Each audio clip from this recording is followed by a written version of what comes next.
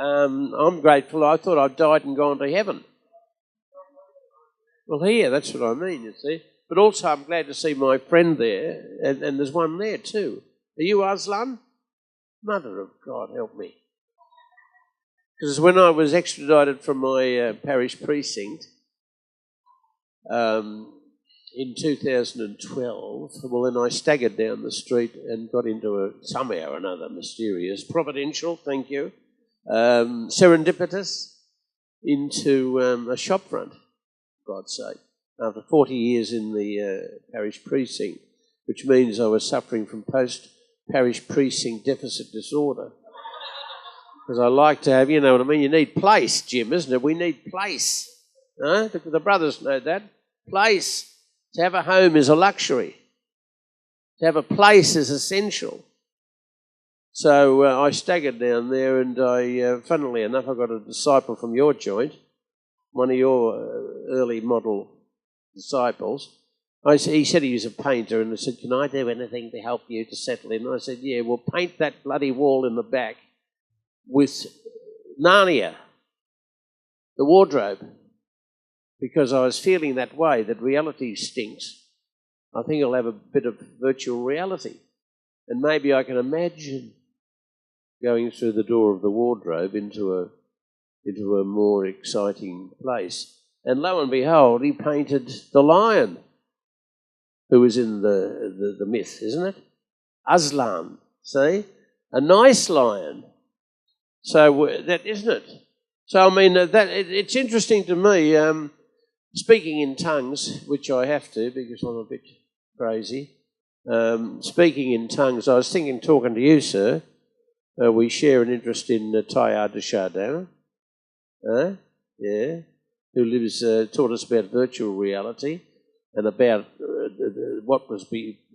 allegedly what is before God, the Logos, isn't it? The Word, which you get from John's Gospel that says, Harrison, make a note, in the beginning was the Word, and the Word was with God. You see what I mean? So this never-ending story thing has got me through 82 years and got me through 40 years in the war zone, which South Melbourne was from the time I got there, not because I got there, but because of the bloody drugs. And also our comrades, the developers, who pulled all the factories down so they could build their lovely early model apartments, which meant that the locals, who are now being flogged by you-know-who for being leaners and not lifters, all their factories went, so they couldn't go anywhere to work.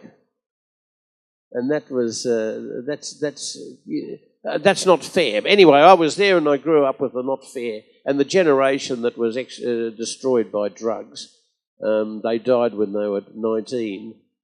I think we lost 40 in the 80s. Locals. Children of migrant families. The drug traffickers had I call it scar wars in those times because it was rugged, and I think we haven't had time even to grieve, you see, because we knew them all. So those things drove me on to what? I don't know. That's what I'm here today for, because I was hoping today you were going to announce the discovery of a vaccine. You know what I mean? Because you call it Sacred Australia is the vaccine, I think, isn't it? And the virus is Scared Australia. Huh? Little bit, that's a bit cheap, isn't it? But I was brought up as a public speaker on the piles of rocks at the Yarra Bank. So you had to talk and entertain before you got to the point. So I was trying to work out, if you only got a split second down the road at Brighton, what would you say? I said, well, I'm going to try and contrast and compare Sacred Australia with Scared Australia, because it's in the best interest of the hidden hand, whatever that is, to frighten the tripe out of everybody all the time, you see. So you're going to beat ISIS in Syria. Guess what, folks? They're not satisfied. The hidden hand now says, guess what? You've beaten them and they're all coming home, and they're going to chase you all around the streets of Brighton. All the comrades, so be scared. Well, someone's going to have to do something, otherwise we're going to end up in a total global nervous breakdown or spiritual breakdown. So I'm glad, I think we're onto the virus, you're onto it, you see. But it means there's only one thing necessary for the triumph of good, and that is that good people do something, you see. Or as the founder of my firm said, I was hungry, naked and in prison, and you formed a subcommittee. Did he say? He didn't say that at all. Stacey, you made that up in your book. I'm hungry. No, I'm making it up, but you made it up.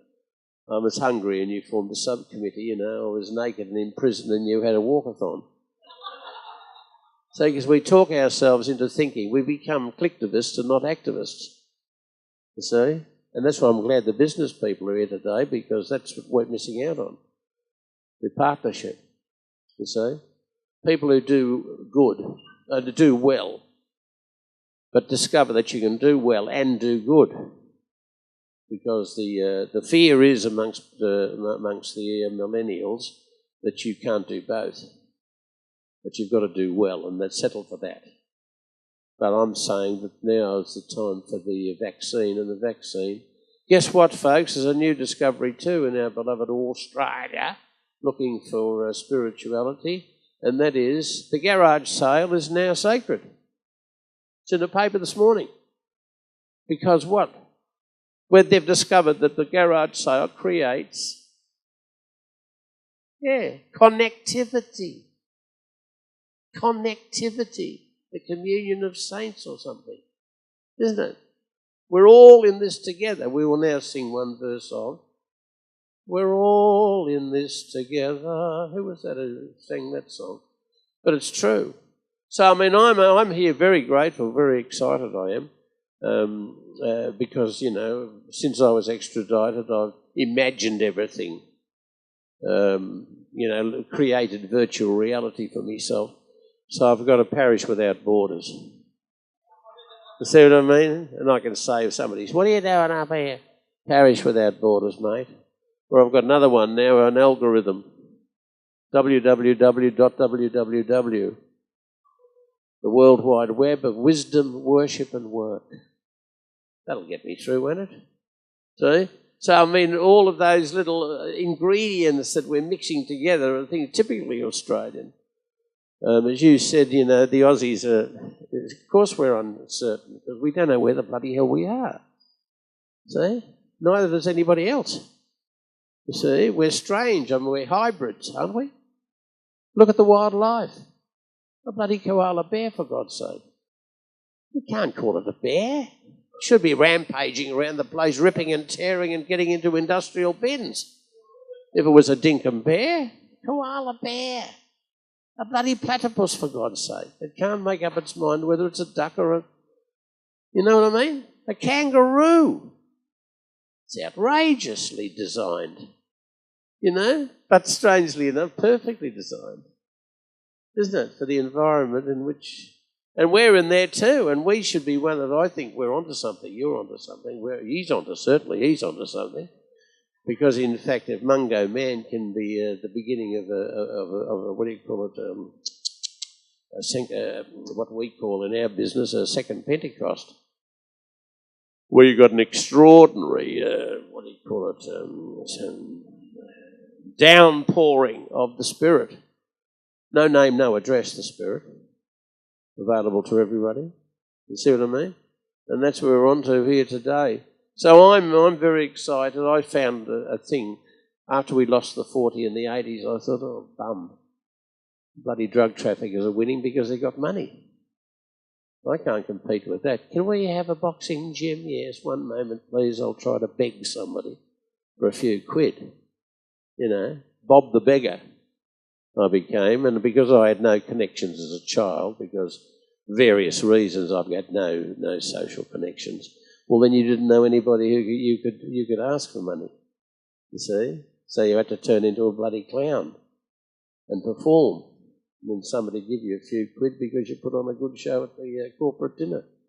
You know what I mean? So you sell yourself, which is what the kids were already doing in St Kilda. What are you down here for, prostituting yourself? He said, well, we've got to pay the rent. perfectly reasonable explanation of an unreasonable situation. And it's the same with those of us who are trying to get something done at the grassroots level, which is where Aussies should excel. We designed the bloody Hills Hoist, didn't we? We invented what else did we invent? All of that we invented. There's no reason, and you've got apps, you told me, you've designed apps, you blokes over there, to make life easier for who? The rich. Well, they can't find their way to the lavatory without an app. You know what I mean? Where am I? No, that's the kitchen, darling. Oh, one moment. You know what I mean? God love them. I'm only being facetious. But I mean, if we could make life... it's strange, you see, I think we've got a hidden fear too, you see, that the convicts are in fact more talented than we are. You see? I think that's the Aussie fear.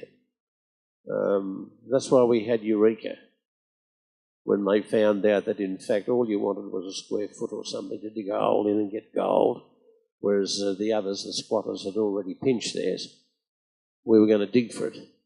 You know what I mean? And I think that's the same with I'm amazed at housing ministry people. I said to a bloke, we were feeding people last night, and I said, for some reason or another, I've got this thing that they're more talented than the rest of us.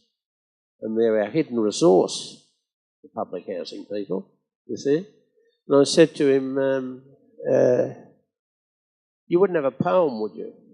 What the hell am I asking him that for? And he said, oh, I am. And he recited a poem he'd written last week. You know? So, I mean, that's another example of this mysterious spirituality, you know, that is lurking all over the place. You know, and I thought to myself too, the poor Muzzies, are the Muslims here? We rename Muslims, you see, because they're our Muslims, isn't it?